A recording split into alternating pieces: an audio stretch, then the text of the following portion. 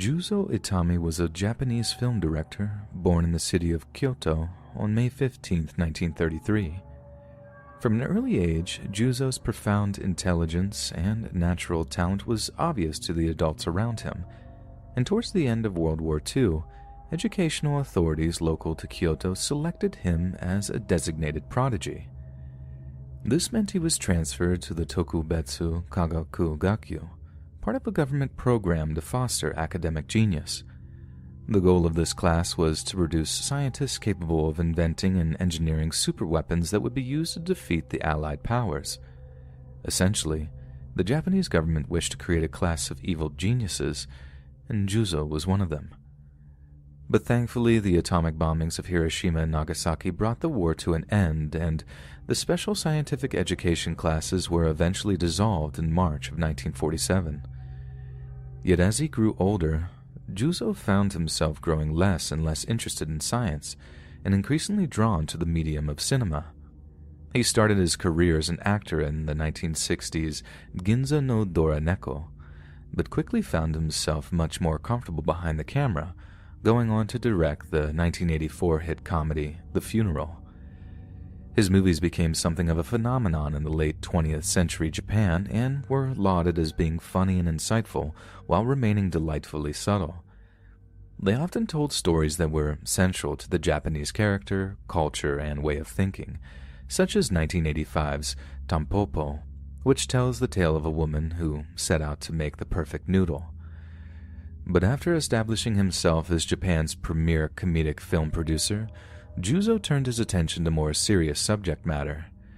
In 1992, Juzo held a mirror up to Japanese society when he made the film Minbo, a satire which poked fun at the traditional Japanese crime families known collectively as the Yakuza.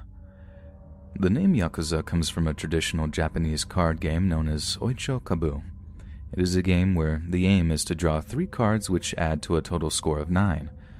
The rules of the game are fairly complex, but the worst possible 3 cards to draw are 8, 9, and 3, pronounced Yakuza in Japanese. The implication being that if you're in a situation where you're dealing with the Yakuza, you're in the worst situation possible. In the film Minbo, Juzo wrote the Yakuza as being big dumb bullies with a ridiculous dress sense and a perverse set of morals. A set of morals which they believe made them as appearing as chivalrous samurai, but actually made them look archaic and foolish.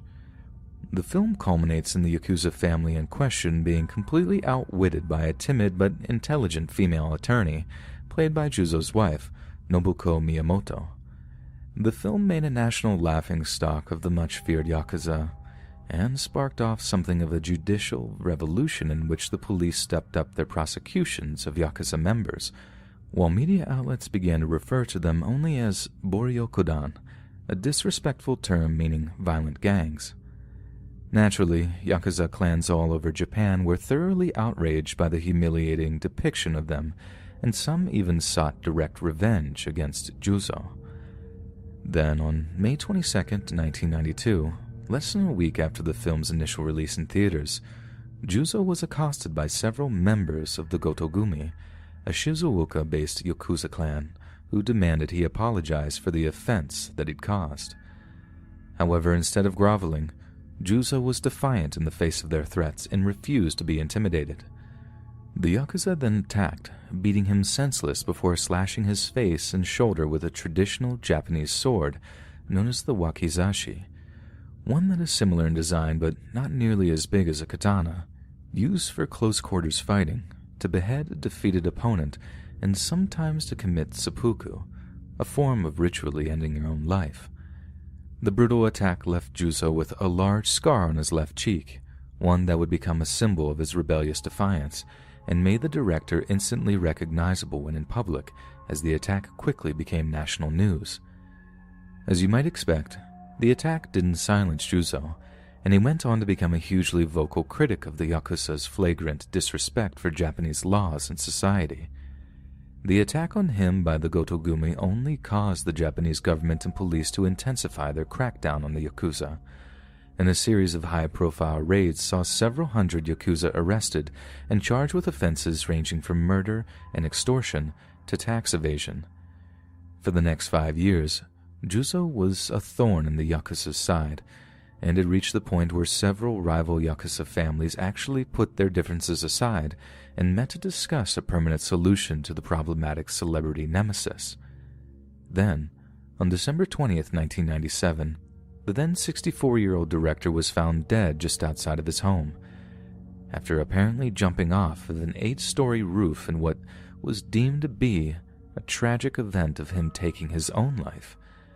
A popular Japanese celebrity gossip magazine had recently published an article alleging that Juzo was having a secretive affair with a much younger actress with whom he had worked with on several occasions. Juzo denied the accusations in his note that he had left and wrote that he would prove his innocence in a grand display of protest by taking his own life. This was viewed by some as highly suspicious, and although Japanese homicide detectives puzzled over the circumstances, it wasn't entirely unlike Juzo to react so passionately to a perceived injustice. However, in an interesting turn of events, Juzo's wife, Nobuko Miyamoto, was subsequently placed under police protection, apparently to keep her safe from the Yakuza. But just why should she require police protection after her husband taking her own life was a mystery that would only be solved after an investigation by an American journalist, Jake Adelstein. Adelstein grew up in Columbia, Missouri, but moved to Japan at the tender age of 19 to study Japanese literature at Sophia University, one of the country's top private colleges. In 1993, Adelstein became the first non-Japanese staff writer at the Yomiuri Shimbun newspaper, where he worked for 12 years. After leaving the Yomiuri, Adelstein published a series of articles on how Yakuza boss Tadimasa Goto made a deal with the FBI to inform on Yakuza incursions into the U.S. in exchange for a liver transplant at the University of California, Los Angeles. In 2019, Adelstein published a memoir about his career as a reporter in Japan, Tokyo Vice, in which he accused Goto of threatening to kill him over the story. It was a shocking expose of just how deep the Yakuza's influence still ran in Japanese society, and one part of the memoir proved to be a terrifying insight into just how much they hated director Juzo Itami. An anonymous source told Adelstein that Tadimasa Goto, the same Yakuza boss who had ordered the scarring attack on Juzo in 1992, had visited him on the day of him apparently taking his life and ordered him to the roof of the building at gunpoint. He then gave Juzo a choice: jump from the 8-story building and give himself a slim chance of survival, or receive a bullet to the brain, which he most definitely would not recover from. According to the source, Juzo chose the former and leapt from the roof, unfortunately dying as a result of his injuries. In the aftermath, the Goto Gumi clan faked the note from Juzo, then leaked a false rumor to Japanese tabloids detailing the alleged affair that was referenced in the bogus note. It was the perfect murder, as there appeared to be no foul play whatsoever and no proof that Juzo had been forced from the rooftop as opposed to jumping voluntarily. As a result, no one has ever been charged with his murder, and the Goto Gumi clan has apparently gotten away with the murder of one of their greatest nemesis. Not by being brutal enough to actually murder him, but by being devious enough to make him end his own life.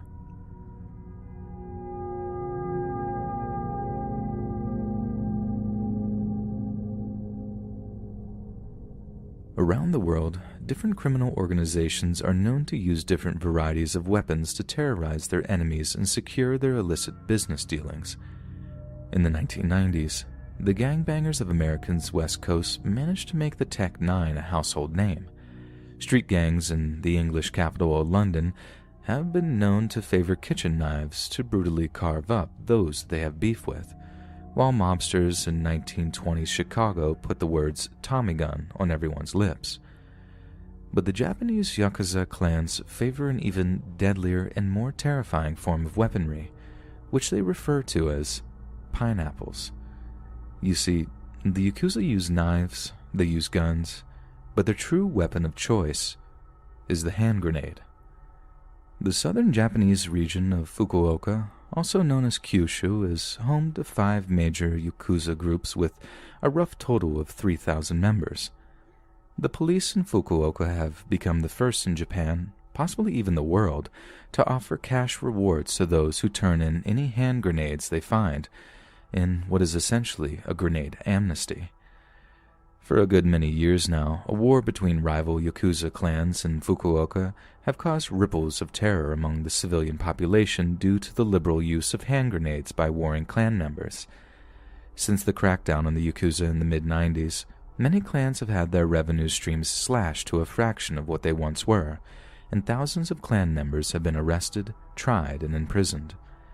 This means that the competition between clans has become even fiercer, and those who remain fight tooth and nail over what remains of the spoils. This means that the competition between clans has become even fiercer, and those who remain fight tooth and nail over what remains of the spoils. The first in a series of ferocious fights began in the summer of 2007, when the head of the Kurame-based Dojinkai clan, a man by the name of Yoshihisa Onaka, was brutally assassinated by a member of the Saidokai, who were perhaps the Doshinkai's biggest rivals. But during the years that followed, it wasn't just Yakuza killing Yakuza. Traditionally speaking, the various clans kept their violence away from the civilian population, but the crackdown on so-called violent gangs marked the beginning of a new era of Yakuza terror. When their economic livelihoods were threatened to such an extent, the Yakuza turned their fury onto the legitimate businesses that were trying to cut ties with them. In November of 2011, Toshihiro Uchino, the elderly president of the Hakishin Construction Company, was trying to cut ties to local Yakuza clans. In response, clan members showed up outside his home, ambushing him with gunfire and hand grenades, murdering him in a shower of shrapnel and bullets in a show of force designed to send a message to all those who sought to begin a new chapter in their lives, free of Yakuza influence. By far the most violent of the Yakuza clans, and the group considered to be the primary user of hand grenades, is the previously mentioned Saidokai clan. Previously based solely in Kyushu, the Saidokai aggressively expanded into Tokyo during the crackdown, getting up several front companies and joining forces with Tadamasa Goto, the Goto-gumi clan leader who is said to have masterminded the elaborate murder of film director Juzo Atami, before attempting to escape the public gaze by masquerading as a Buddhist monk. Upon learning of the collaboration between the two criminal groups, Tokyo police were terrified that hand grenades would be thrown around the capital, which is one of the most populated in the world, noting publicly that a coalition between Goto and the Saidokai doesn't bode well for the public safety. But hand grenades don't just drastically increase the possibility of civilian casualties. They've also proven lethal for the Yakuza members who choose to use them. In April of 2011, 2 members of the Doshinkai headed out to attack the Saidokai headquarters building. The Doshinkai had been subject to several grenade attacks already and sought revenge using the same variety of high-explosive weaponry, with 2 members of the clan driving over to the Saidokai HQ with a box of hand grenades procured from a Tokyo arms dealer. It's unclear exactly how it occurred, but on the way over, one of the hand grenades in the clan member's possession prematurely exploded, setting off a chain reaction which blew the Yakuza and the car to smithereens, engulfing it in flames before it smashed into an electrical pole at the side of the road. The explosive incident sent shockwaves through Yakuza clans up and down the country, and rumor has it that it prompted Yakuza bosses to implement a series of hand grenade handling courses in order to keep clan members safe when using the weapons. Following 6 grenade attacks during the summer of 2011 alone, the Fukuoka police announced that there would be a $1,200 cash reward to anyone who reports any suspects in possession of a hand grenade. If the report leads to the arrest of the owner or to the seizure of the hand grenades, the informant would receive a bonus payment of $12,000 for each grenade. The police announcement also stated that if the owner of the hand grenade happens to be a gang boss, the reward would be proportionately higher. During the same year, they released a large warning message on their website acknowledging a recent rise in crimes committed with hand grenades. And although we think of Japan as a place with an extremely low murder rate, In a place that is largely without firearms, there are a few gun-related crimes every once in a while, not to mention their disproportionately large incidences of hand grenade attacks. The Fukuoka police website was accused of stating the obvious, warning in large red letters that hand grenades are designed for killing people. It lists the dangers of being within a certain range of a hand grenade blast and advises people that if they happen to see a hand grenade, do not step on, touch, or throw it. Get away from it as quickly as possible, hide behind something and protect yourself. In 2008, the war between rival Yakuza clans became so bad that in Yurume alone, there were 7 murders, along with more than 20 separate shooting and bombing incidents. This might not seem like a lot, but in a country where the annual murder rate is 1 for every 200,000 people, this amounted to an outrageous amount of violence. What followed was a monumental act of collective courage. Almost 2,000 residents of the Yurume banded together and decided to take the Yakuza clans to court in an attempt to close down their offices. The Yakuza are using weapons like the kind you see in the Iraq War. Grenades, bombs, and guns that can shoot people from 500 meters away, the lawyer of the plaintiffs told a judge. But unfortunately, this did nothing to curtail the violence.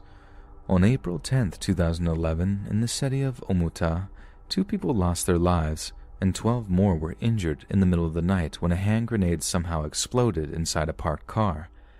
The shrapnel killed the driver and passenger, with shards tearing through the chassis of the car and slicing their way into passers-by. Then, just a month later, in May 2011, a horrifically close shave saw a 9-year-old child find a hand grenade in a rice field in Izuka. He took it home to the absolute astonishment of his father, who promptly handed the object over to the local police station less than 2 hours after he discovered it. According to the police, there were no Yakuza gang headquarters where the grenade was found, and the child was extremely lucky not to have blown themselves up with it, as the grenade in question was old and in extremely poor condition. In a testament to the iron will of the Yakuza clans that in a country with an extremely low crime rate, that they would be willing to use something as volatile as hand grenades to settle disputes. Even the most violent American criminal gangs would be hesitant to use explosives, given their unpredictable nature and the capacity they have for unnecessary civilian casualties. Yet the Yakuza apparently have no issue with that, and are more than willing to employ one of the world's most terrifying forms of weaponry against one another, all in the pursuit of wealth and power.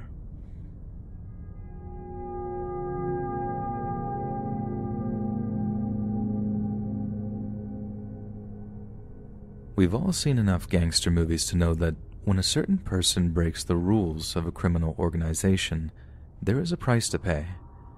This might come in the form of being whacked, as the Italian mafia of the East Coast put it, but it may also involve some kind of monetary restitution, paying a little extra to a capo or mob boss as a way of avoiding the other form of punishment mentioned. But in Japan, the Yakuza clans have another method of atoning for certain transgressions, what is known as yubitsumi. Yubitsumi can literally be translated to finger shortening in English, and is the act of amputating one's little finger. It is a Japanese ritual undertaken by those who wish to apologize for offenses to one another, just as much a method of punishment as a way to show sincere guilt and remorse to an offended party.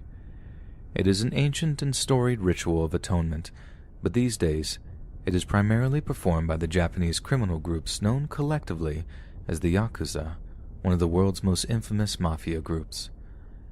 The act of yubitsumi is believed to have originated with a group known as the Bakuto.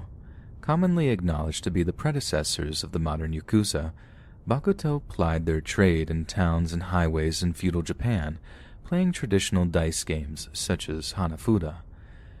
They were considered social outcasts, living outside the laws and norms of society, but were often hired by local governments to gamble with laborers, winning back workers' earnings in exchange for a percentage. If a person was considered unable to pay off a gambling debt, yubitsumi was sometimes considered an alternative form of repayment, a message to other debtors to pay back the money they owed, lest they suffer a similar fate.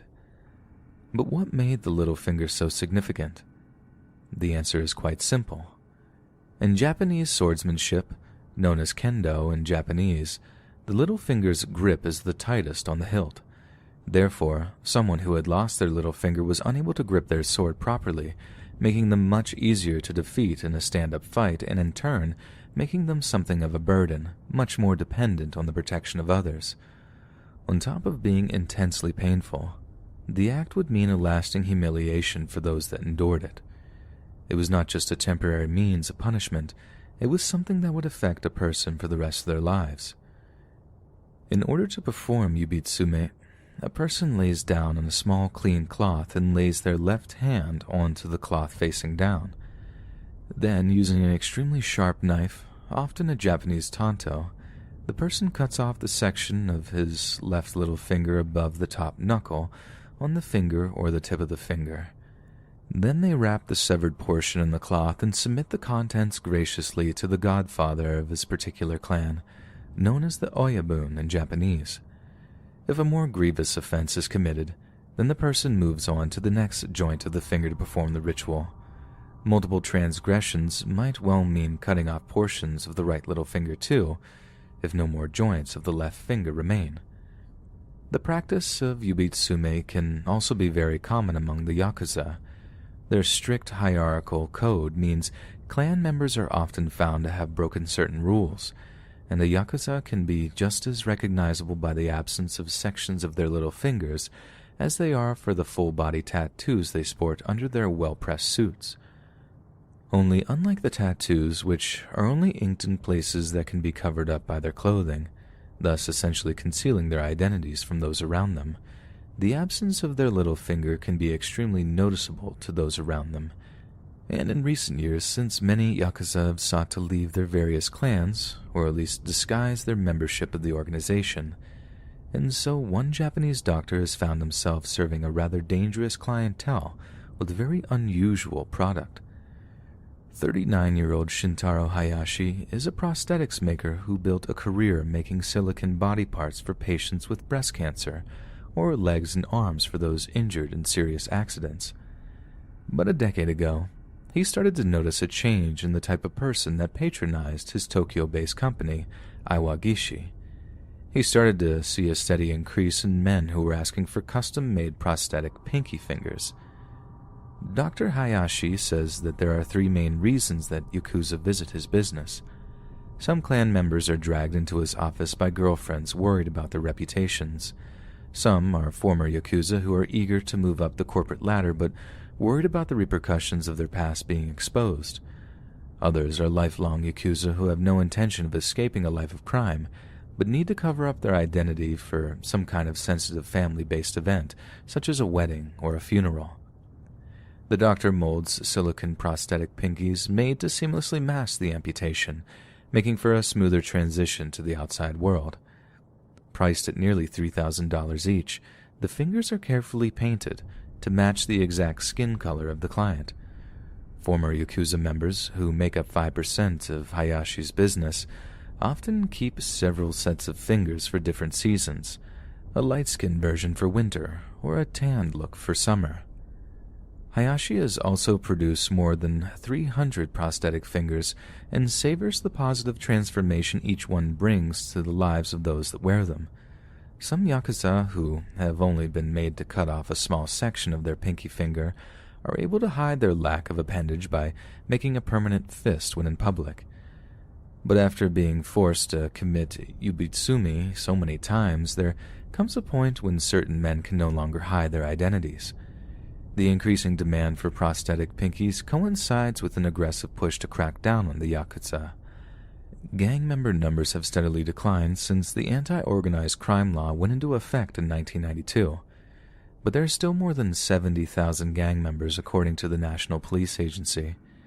In recent years, police have clamped down on cash flows, gang activities, and passed measures aimed at pressuring legitimate businesses to cut ties with the mob, which, as we have come to learn, has caused excessive levels of Yakuza violence in some areas of Japan.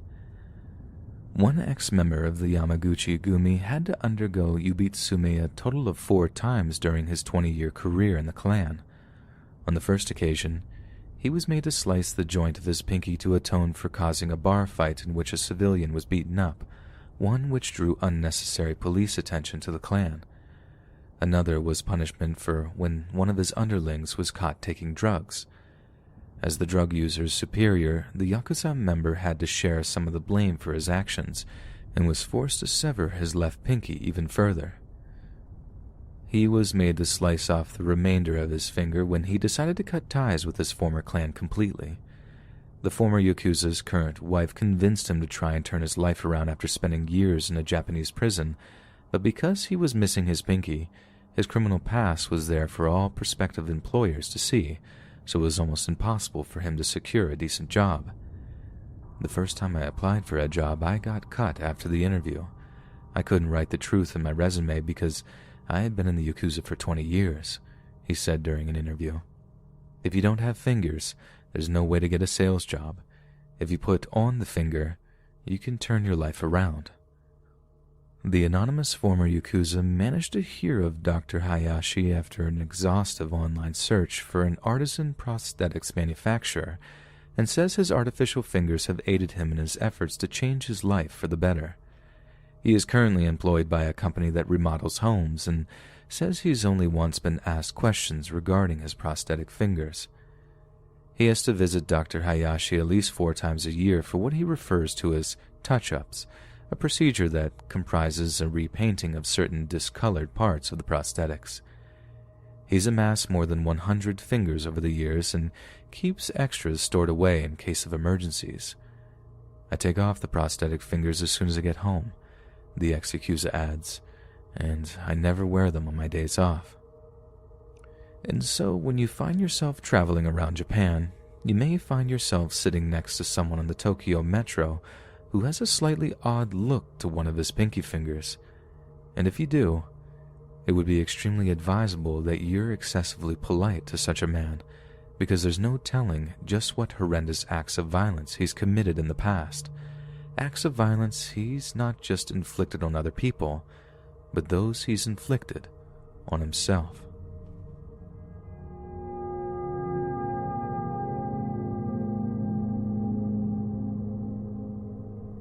Junko Furuta was born in Misato, Saitama Prefecture on January 18, 1971.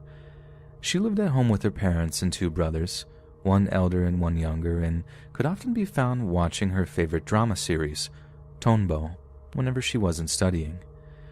During her teenage years, she attended Yoshio Minami High School and had a part-time job during after-school hours at a plastic molding factory. It was this job that helped her gain enough experience to be offered a job at an electronics retailer where she planned on working after she graduated high school. She was also offered the job because of her almost flawless academic performance, as she had extremely high grades and very infrequent absences. She also saved up money from her part-time job so that she could go on a post-graduation celebration trip around the Japanese home islands. But Junko would never get to go on this trip, as she was about to have a hellish encounter with members of the Japanese criminal organization known as the Yakuza. On November 25, 1988, a teenage boy named Hiroshi Miyano, joined by his friend Nobuharu Minato, was wandering around his hometown village of Musato with mischief on his mind. It was then that they spotted Junko riding her bike home after finishing her shift at the plastic molding factory. Together they hatched a devious scheme. Nobuharu suddenly gave chase and kicked Junko off her bike before being chased away by Hiroshi, who acted the Good Samaritan and offered to walk her home in safety. The whole thing was a ruse designed to win her trust, and it worked like a charm. Junko accepted the offer and followed Hiroshi, who said he knew a shortcut to the neighborhood she lived in. But unbeknownst to her, Hiroshi was leading her to a nearby warehouse, and once he led her inside, he told her he was a member of one of the world's most feared criminal organizations, the Yakuza. Hiroshi then told Junko that if she did not do everything she was told, he would have her killed. He then indecently assaulted her in the warehouse, then again in a nearby hotel, with Junko so terrified that she dared not raise a peep to anyone she saw as they walked between the 2 places. While they were at the hotel, Hiroshi called his friends from the telephone there, bragging to them that he had procured his own personal plaything. The group of friends had a history of kidnapping girls and carnally attacking them, so his friends pleaded with him to share his new prize. Sickeningly, Hiroshi agreed. Just before 3 a.m. the following morning, Hiroshi forced Junko to follow him to a local park, where 3 of his friends were waiting for them. The boys went through Junko's belongings, finding that her home address was written on one of her notebooks. Now they had the ultimate leverage over her, claiming that if she disobeyed or tried to escape, a team of Yakuza hitmen would murder her mother, father, and brothers in the family home. Junko was then taken to an empty house owned by Nobuharu's parents, where each of the boys took turns beating and defiling her. Junko believed every word of the boys' threats and took each beating without complaint, purely out of love for her family, who by this point were becoming extremely concerned about her absence. On November 27th, Junko's parents contacted the police regarding her disappearance. Word went around town that she was missing, word that soon reached the boys who'd kidnapped her. They argued over letting her go or killing her and disposing of her body, until one of the boys came up with an appalling, shrewd plan. With the same threats of having her family killed, they made Junko call her parents by phone, telling them that she had run away, but was safe with friends and that the police should stop investigating her whereabouts. Whenever Nobuharu's parents came over to check on their son, Hiroshi forced Junko to act like his girlfriend, but since Nobuharu's parents were well aware of Hiroshi's status as a Yakuza and were terrified of him, it wasn't a pretense he had to keep up for long. Nobuharu's brother also seemed to be aware that Junko was being held captive and did absolutely nothing about it out of fear of any Yakuza reprisal. Junko was kept as a Yakuza prisoner for over 40 days and nights, and over the course of this period, she was beaten, tortured, and indecently assaulted by more than 100 other Yakuza members that Hiroshi had invited over. They starved her, hung her from the ceiling, and used her as a human punching bag. They dropped barbells onto her stomach, forced her to eat live cockroaches, and drink her own urine. She was also forced to dance and sing to songs while being beaten before being forced to commit numerous lewd acts. On some occasions, she was cut open and objects were inserted into the wounds, some of which included a lit light bulb and ignited fireworks. Junko was burned with cigarettes and lighters, and hot wax was dripped onto her eyelids to seal them shut. The boys also tore off her left nipple with pliers and pierced her breasts with sewing needles. Whenever she passed out from the pain, the boys dunked her head in a bucket of cold water that kept her at the ready, keeping her awake so that the torture could continue. By the end of the 40 days, Junko had been beaten so hard and for so long that her face was almost completely unrecognizable, and as a result of the repeated violations, she had become pregnant. 16 days into Junko's ordeal, Hiroshi invited a boy named Koichi Ihara around to the house. Koichi postured as a tough, young prospective Yakuza, but was actually horrified by what he saw, how Junko was being treated. When it was his turn to violate her, Koichi found that he didn't have it in him to commit such an atrocious act. He was mocked by the other boys, who bullied him into going through with it, questioning his masculinity and telling him that if he didn't assault her, that he would be kept prisoner too, doomed to suffer similar treatment. Traumatized by what he'd seen, and racked with guilt over the things he'd done, Koichi confessed his crimes to his brother as soon as he arrived back at his home. The police were soon contacted, and 2 officers were dispatched to the house where Junko was being kept prisoner. When they arrived at the address, Hiroshi and Nobuharu played it dumb, acting outraged that such an accusation had been made. They even had the gall to invite the officers inside to take a look around, calling their bluff in a way that seems absolutely outrageous in retrospect. To the police officers, the invitation was all the proof they needed to believe that the 2 boys were telling the truth, and that there were no crimes being committed inside the house.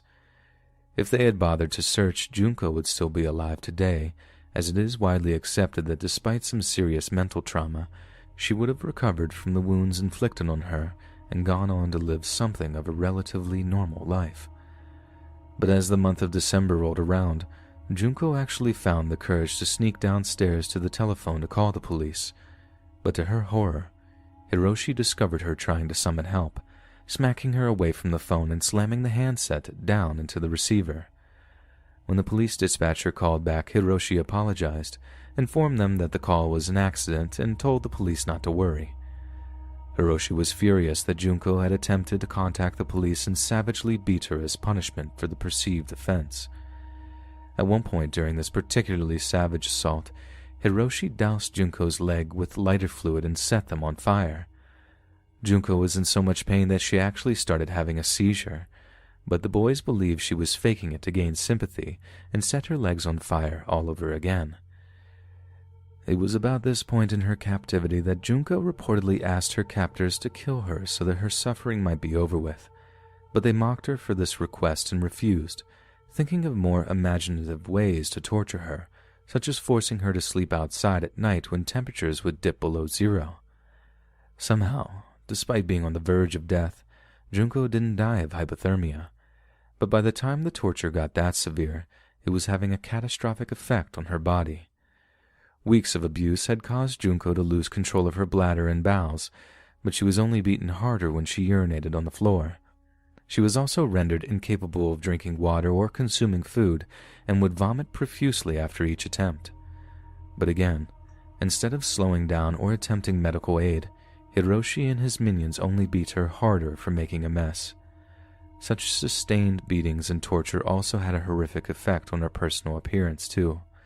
Her face became so swollen that she barely resembled a human being anymore, and her body was so crippled and infected from untreated wounds that she started giving off a sickly, rotting scent that caused Hiroshi and his friends to lose any kind of carnal interest in her. On January 4th, 1989, after a humiliating loss during a game of mahjong, Hiroshi hurried to take his frustrations out on Junko. Taking place over the course of 2 hours, this was perhaps the most brutal, sustained, and cruel beating that she had ever been subjected to, and the details are honestly not worth going into. Given how vile the previous assaults on Junko were, you can imagine how despicable this last one was, and as a result, Junko finally succumbed to her wounds and died later that day. When the boys discovered that she was dead, they wrapped her body in bed sheets and stuffed what remained of her into a travel bag. They then shoved her body into a 55-gallon drum and poured wet concrete into it, driving the drum out into a suburb of Tokyo before dumping it in a secluded area. A few weeks later, on January 23rd, Hiroshi was visited by Japanese police officers and arrested.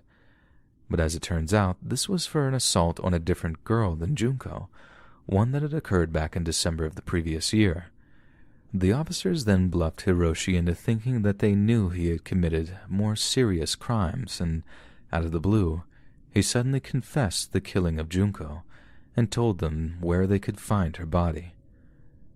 Horrified by the impromptu confession, the police drove out to the secluded spot that Hiroshi had described and found the steel drum that contained Junko's body. Her hands were so badly burned that she couldn't be identified by her fingerprints. So many of her teeth had been knocked out that police initially didn't think she could be identified by her dental records, but a partial match turned out to be enough to confirm that the body did in fact belong to the missing Junko Furuta.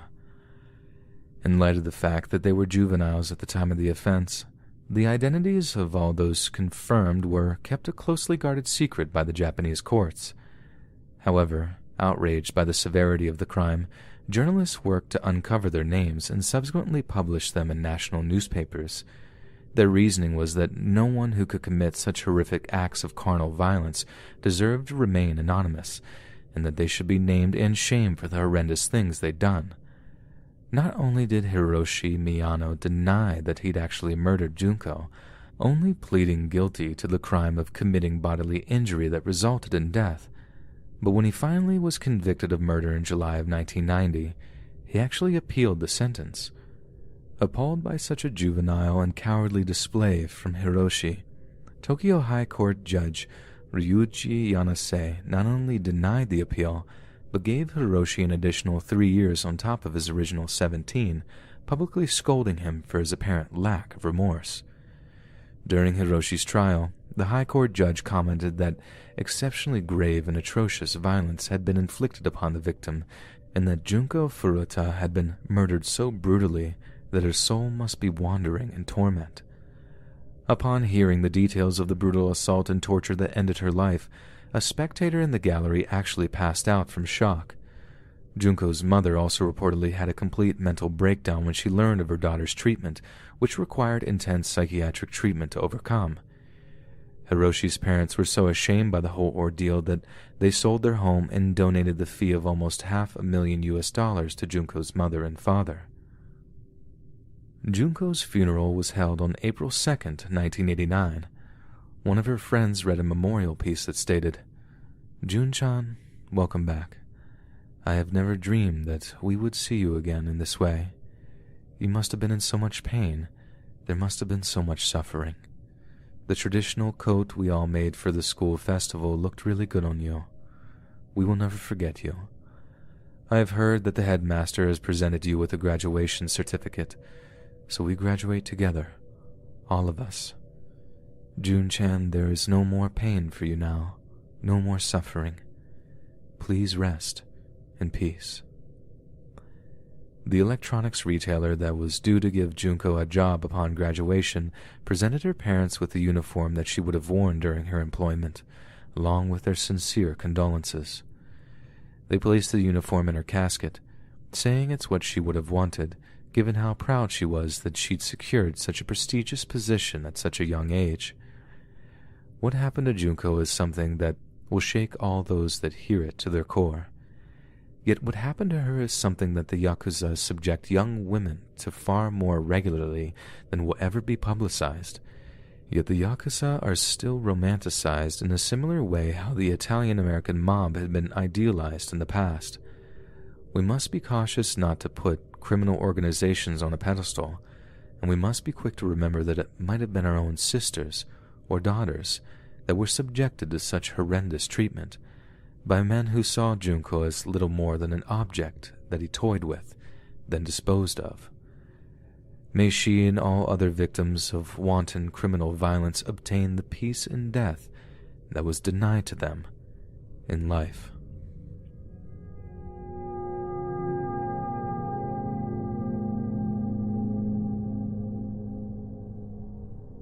"48-year-old Mami Kitamura was a member of the Kitamura Gumi, a Yakuza clan that is affiliated with the Dojinkai Syndicate.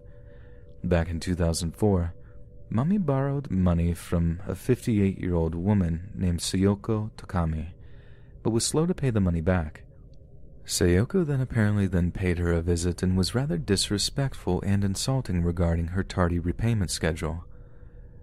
Mami kept her calm, apologized for the lack of repayments, then assured Sayoko that she would pay the money back on time in the future. Then on September 18, 2004, Mami and her two sons drove over to Sayoko's home, apparently to make a repayment.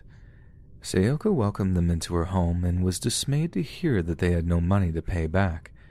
Instead, Mami strangled the life out of Sayoko while her boys went about shooting Sayoko's 18-year-old son to death. They also shot a friend of the son's, 17-year-old Junichi Hara. Once the killing had subsided, they put each of the victims in a car, then dumped the vehicle in the nearby Suwa River in Omata. 2 days later, they tracked down Sayoko's other son, 15-year-old Joji, and strangled him too, with his body being found dumped in some scrubland by a dog walker the following day. Mami was arrested for the murders the very next day, and she immediately confessed to the killing of the Takami family. Not only that, but she also confessed to murdering 3 other people just a few years before. Police discovered that other accomplices in the murders included none other than 64-year-old Jitsuo Kitamura, Mami's husband, and the leader of the Kitamura Gumi, as well as her 2 sons from previous marriages who turned out to be former sumo wrestlers. During the police raid on Jitsuo's home, he attempted to end his own life with a handgun that he kept in his desk drawer, as the shame of being captured by police was too much to bear. But the gun misfired, and the Yakuza godfather was doomed to face judgment for his crimes. However, Jitsuo made a second attempt to end his own life by grabbing an armed police officer's pistol at the police station. Officers initially believed that he would try to shoot them, but were horrified to see him attempt to put the barrel of the gun in his own head.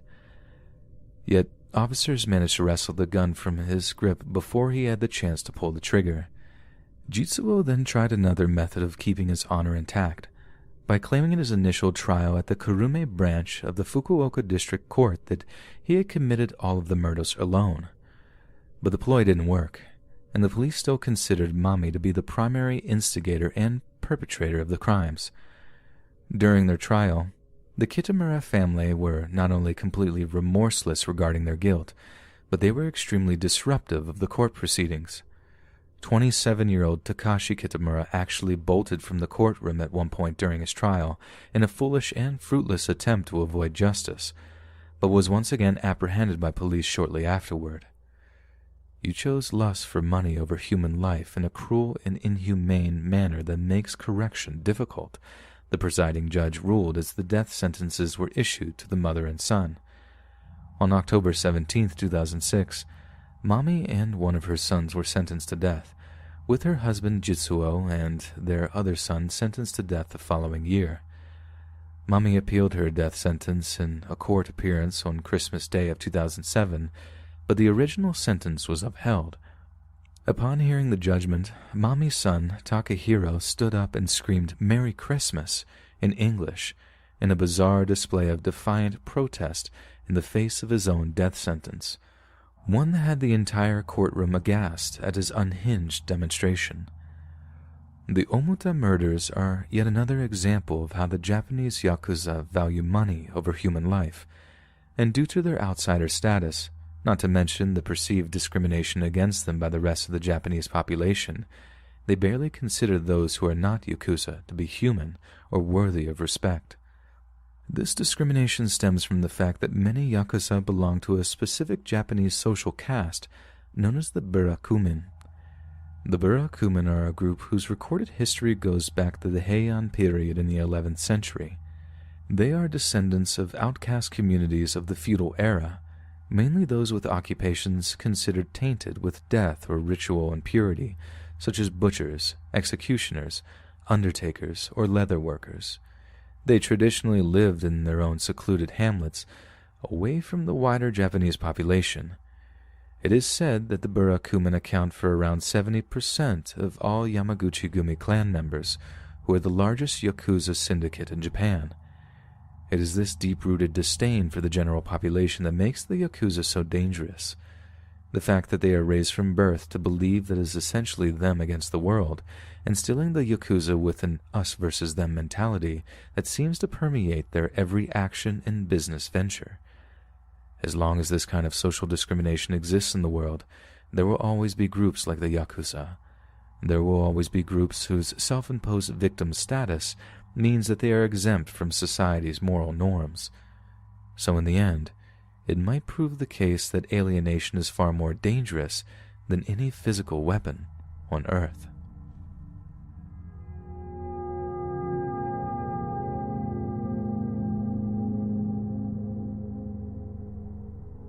You might well be familiar with the story of D.B. Cooper, the unidentified man who hijacked a Boeing 727 aircraft in the United States airspace between Portland and Seattle on the afternoon of November 24, 1971, absconding with over $200,000 in ransom money in the process.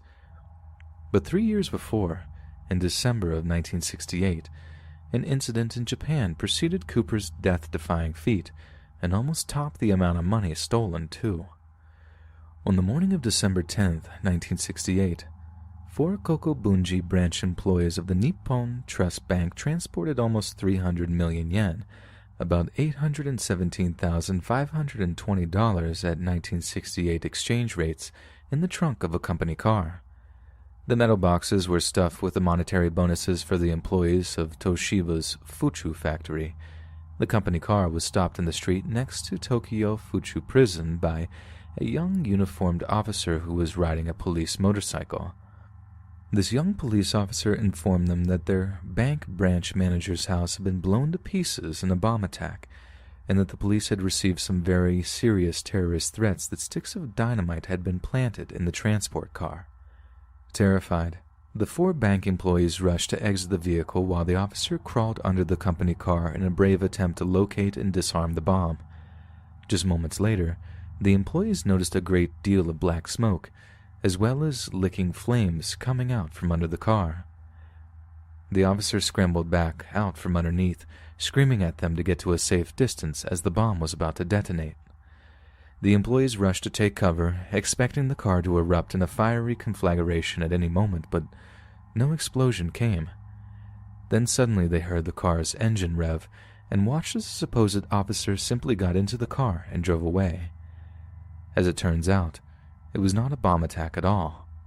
It was one of the most cunning robberies in Japanese history.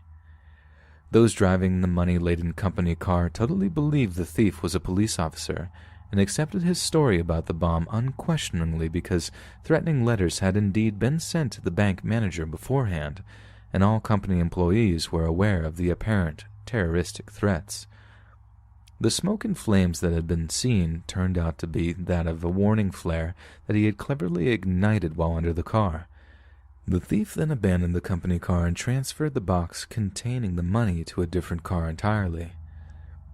That car was also abandoned and the boxes transferred once again to another previously stolen vehicle, completely masking the thief's trail. There were numerous pieces of evidence left at the crime scene, including the police motorcycle, which turned out to be a civilian model that had simply been painted white.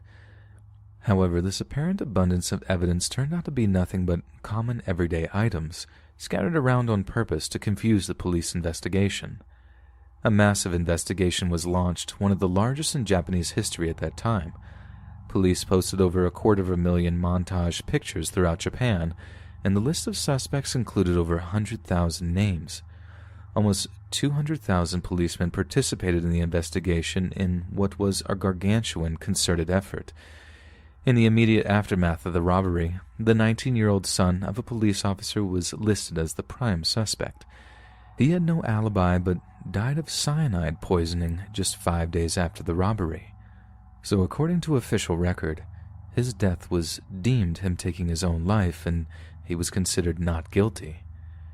An associate of the 19-year-old suspect was arrested on an unrelated charge on November 15, 1975, just before the statute of limitations.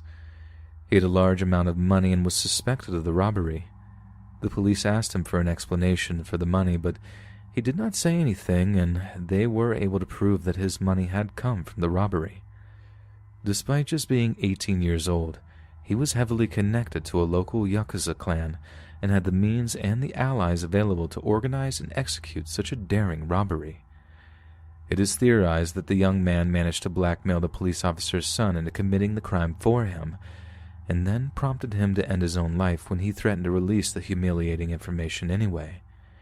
It is a scheme that bears all the devious hallmarks of a Yakuza operation, forcing another person to commit a crime to avoid implication altogether. And this is exactly why the Yakuza are some of the most feared and infamous criminals on the face of the earth. Hey friends, thanks for listening. Click that notification bell to be alerted of all future narrations. If you got a story, be sure to submit them to my subreddit, r/Let'sReadOfficial, and give and receive feedback from the community, and maybe even hear your story featured on the next video. And join my Discord to interact with me and other listeners directly. And if you want to support me even more, grab early access to all future narrations for just $1 a month on Patreon, and maybe even pick up some Let's Read merch on Spreadshirt. And check out the Let's Read podcast, where you can hear all these stories in long compilation form and save huge on data, located anywhere you listen to podcasts. Links in the bio. Thanks so much, friends. And remember, notice me, Yakuza Senpai.